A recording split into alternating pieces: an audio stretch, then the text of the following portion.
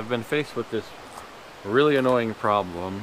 I bought the last of a product that Lowe's has, that tongue and groove cedar, and I've been checking back like every day to make sure that they get stock back in, and they show like 100 of these boards in stock, but nobody can find them. We looked for them several times, and they are not reordering anymore because they show 100 in stock. So meanwhile, I'm stuck waiting on this project, waiting on the boards to finish this project. So anyhow, I will bide my time and we'll work on a window tonight, I guess. So what do? There's stuff that comes up along the way that you just gotta overcome. So we had family come by the last couple weeks anyways, and haven't got much done.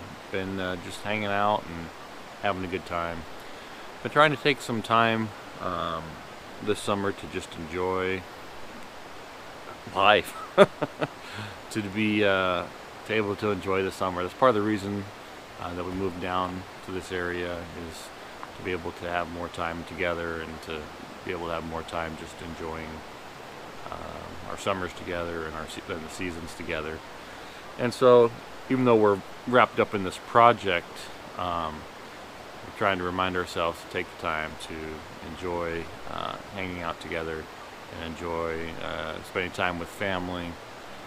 You know, the things in life that are important. You know, none of this matters without the time spent together. So we've been having a good time, taking it easy.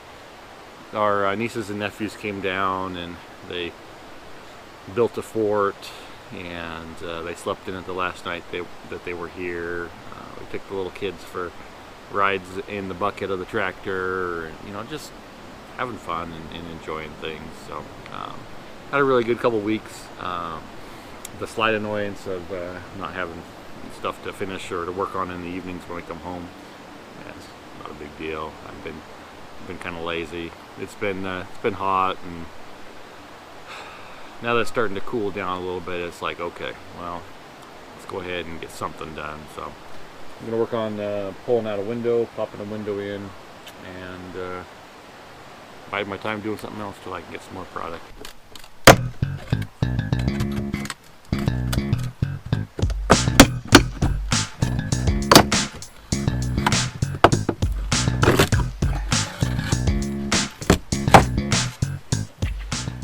Those ring shank nails sure hold really well.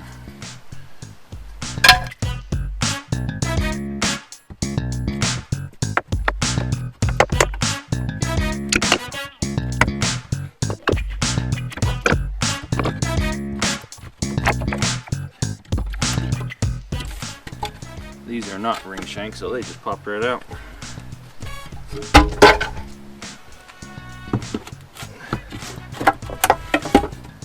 Yeah, there's only one in there. What in the world? There's nothing even holding this window. There's a folded over nail right there holding this window in. Is that it? The trim was holding the window in.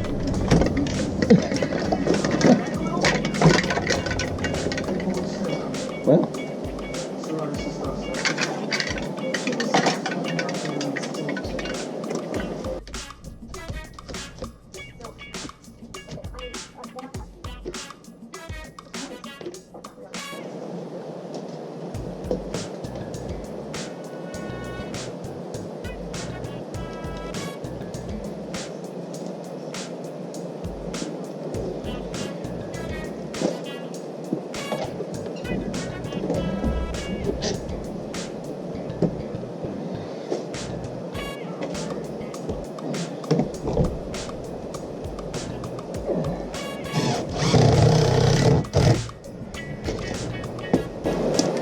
just gonna stab a couple of screws, kind of hold it in place while I get my shims and everything else in order.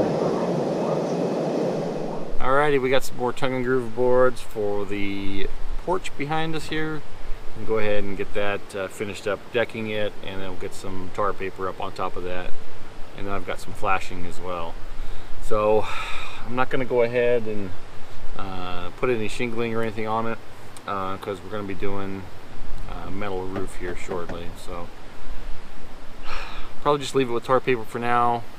If it rains, it'll be fine, and we'll get some metal roofing here in the next month or two before the rains come. Squish that in there, and we'll get the roof done real quick on it as well. So.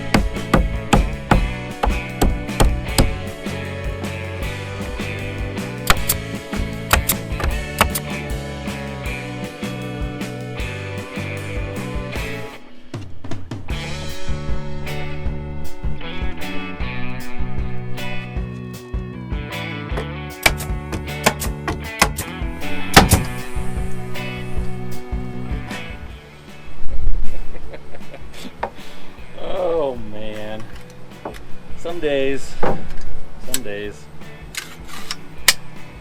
you just forget to put the nails in the nail gun. Try that again.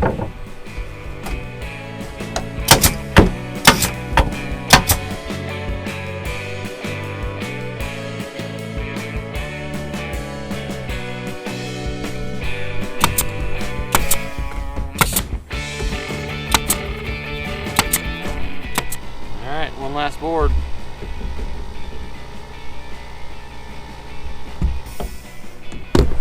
One of the things I screwed up, and I cut the two outside 2x4s there. I cut them a ½ an inch longer than the inners. I'm going to trim that up.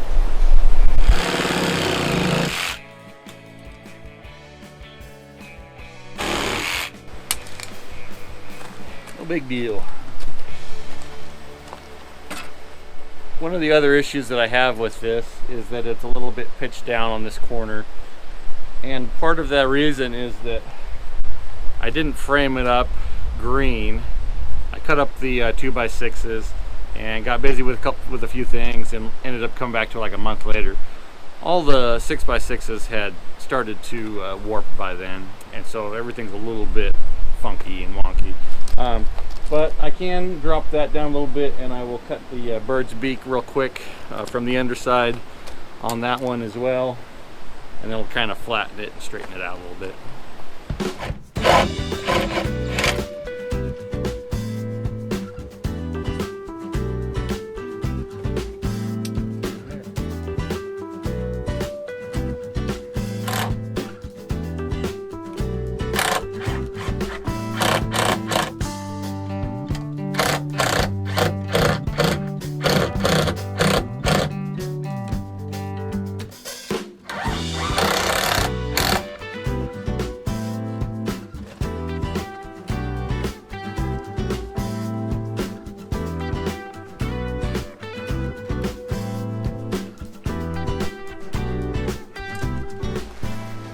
This is one of those kind of gimmicky tools. It's like a 6-in-1 tool. It's not really good at anything, except one of the functions I found is that it's really good at, and that's for straightening boards. Like if you need to tweak them a little bit to get them square, works great for that.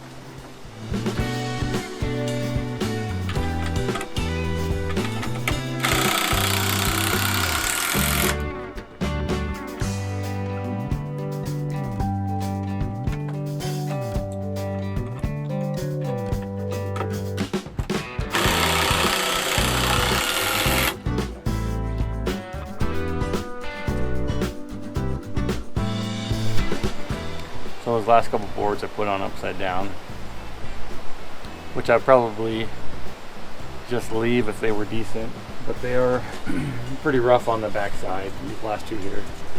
And when I go to stain it, These are going to be way darker and accept way more stain than the smooth side. So turn back out, do it again.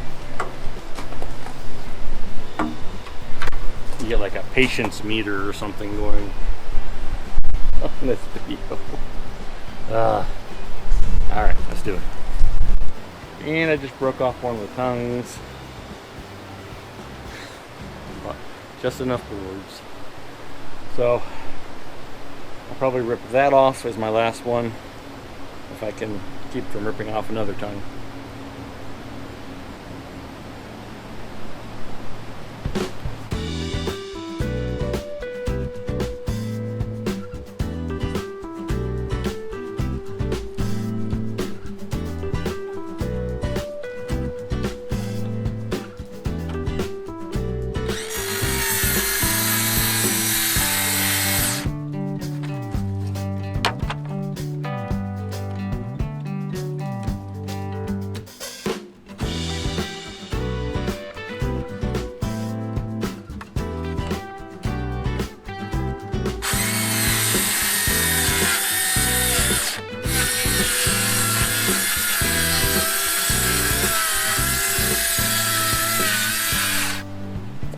I will just mention, if you cut with a skill saw while you're holding a board like that, make sure your fingers are well out of the way, because that's an easy way, if there's kickback and you have your hand holding the board behind where the saw is, to lose fingers. So if you do that, which everybody probably does it, just be careful and keep your fingers out of the way of the back side of that blade when you're cutting.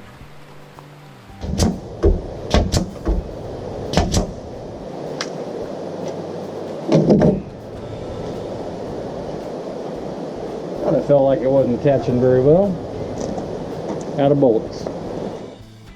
I'm not gonna lie, these hand-hewn beams were pretty brutal, but I really like the way they turned out.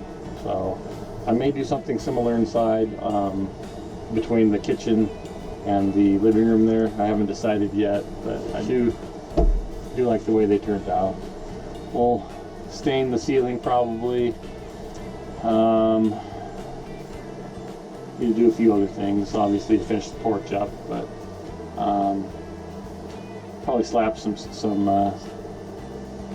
flashing and some tar paper on tomorrow if I'm feeling up for it. And got some windows to put in here in the near future, so it's kind of what's coming up. Thank you guys for watching. You guys have a good night.